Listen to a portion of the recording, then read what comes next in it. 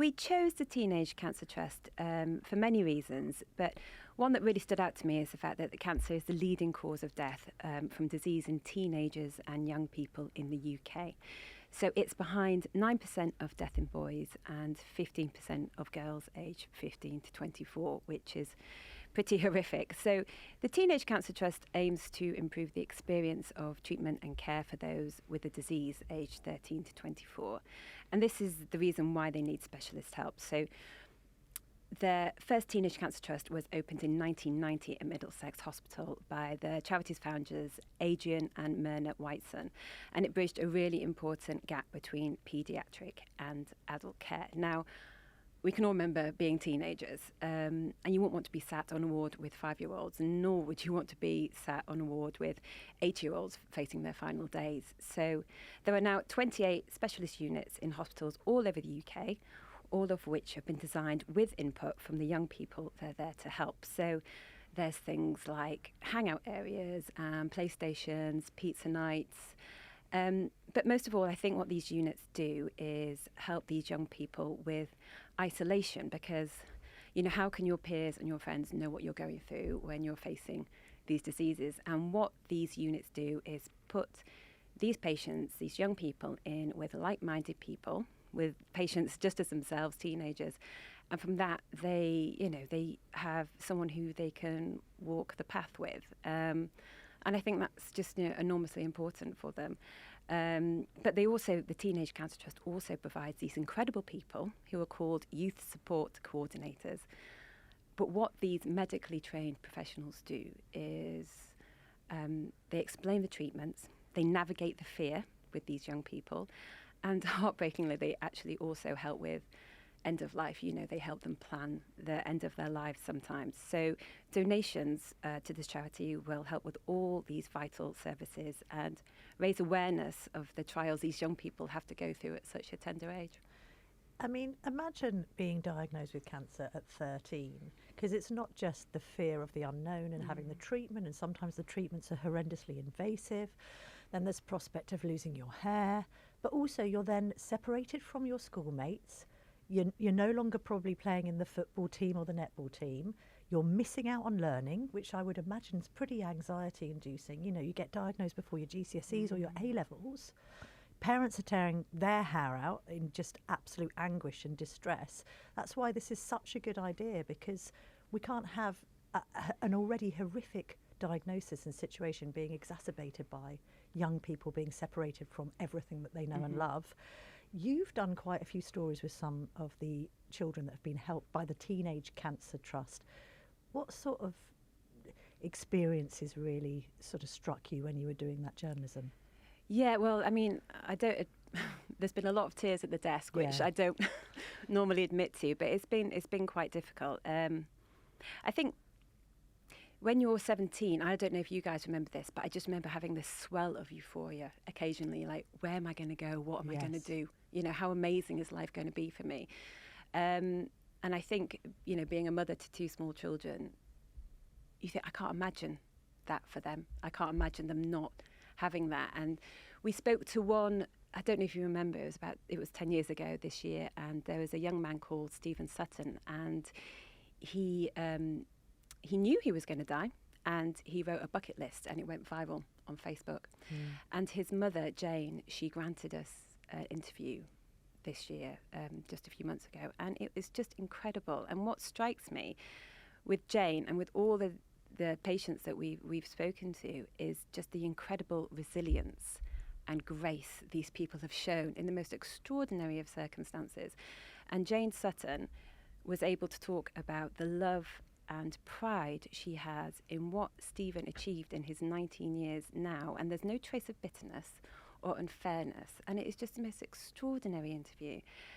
And then we've had people like Rachel and Alina, who both are cancer patients, but they are now studying at Edinburgh University to become doctors because they want to take their experience and help others. Then there's people like Taylor O'Farrell, who was 21, living a normal 21-year-old's life. And then he got this really invasive cancer. He had 5 brain surgeries over Christmas last year.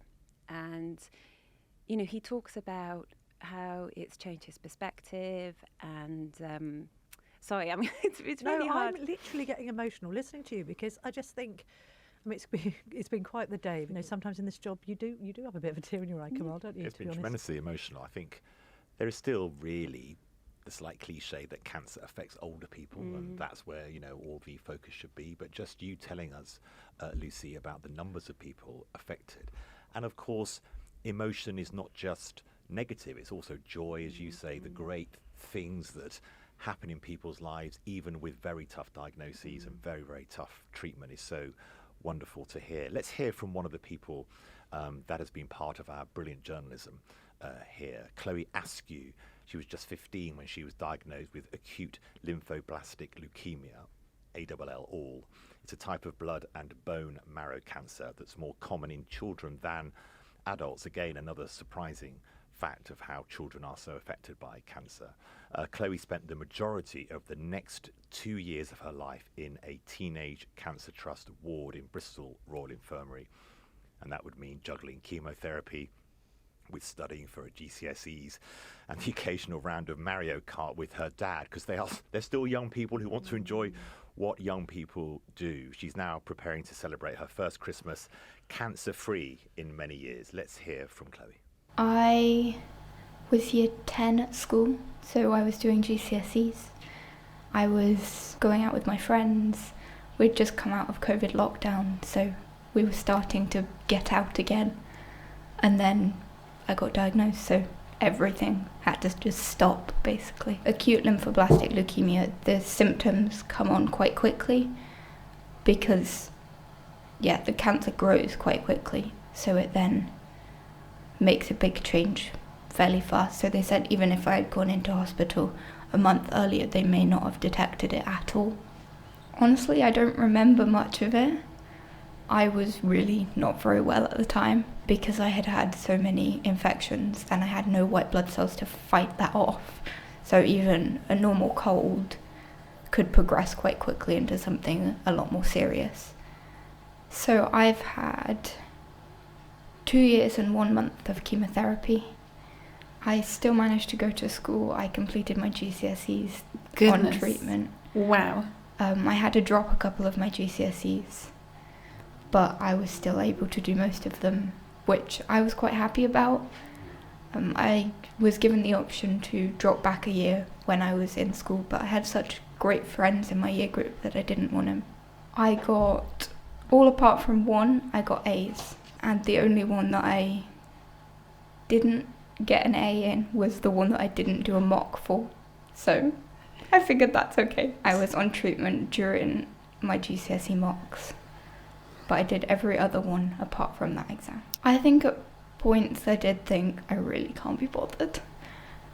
But then I have to look back and see how far I've come and actually think about how long I've got left and just count down the days at some points.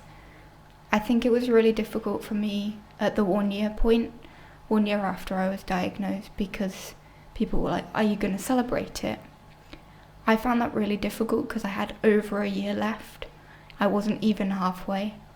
So that was really hard. But I celebrated my mole's birthday. So my mole I was given at the beginning of treatment, and he came through my entire treatment with me. So I celebrated a birthday for him when I had my 1 year point. My godfather gave me the mole, so I had Charlie, my mole, from when I was diagnosed all the way through.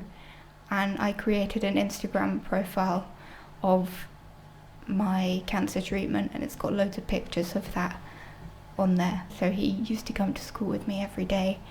He's come to the 18 different surgeries I've been in. So he literally came everywhere with me. I think the worst bit was when I was not feeling very well and they thought I had relapsed. That was the scariest bit for me because I was almost finished, and the fact that I would have to redo the entire treatment again, knowing that it may not have worked, is really scary. It's weird at the moment getting back to normal or I say getting back to normal, I will never be the person I was before cancer. There's so much I've learned. I'm never going to go from a almost 18-year-old to a 15-year-old again. I've missed that block of my life. So I think that was difficult. But actually my friends were really good. One of my friends in particular came to our house. They actually came into the hospital, the Teenage Cancer Trust ward, with me, so that we could play games, we could do activities. So my school and my friends at school especially definitely made me feel more involved. I think the oncology wards especially are great because you know you're in a place where they know what it's like, or there's other children there that are going through similar things to what you are.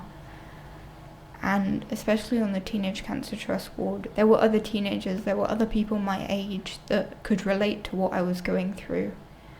On the Teenage Cancer Trust ward, they have a jukebox, so we used to play loads of music and air hockey, and they had a whole games cupboard, so we could just pick out a board game or pick out a film. They also had PlayStations in most of the rooms, so we used to play Mario Kart and stuff when my dad was in.